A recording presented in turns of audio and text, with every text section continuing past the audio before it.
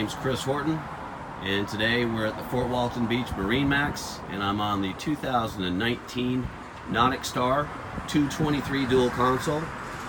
This one even has room for a head. Lots of seating up front.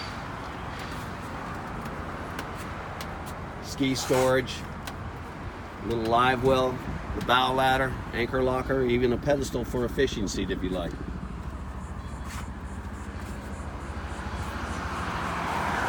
Walk-thru transom, flip up the cushion on a hinge so you don't have to step on the cushion.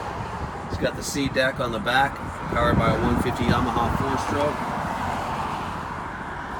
Large bimini top, infinity stereo, flip up bolsters. If you'd like to know more about it, give me a call at 850-974-6032.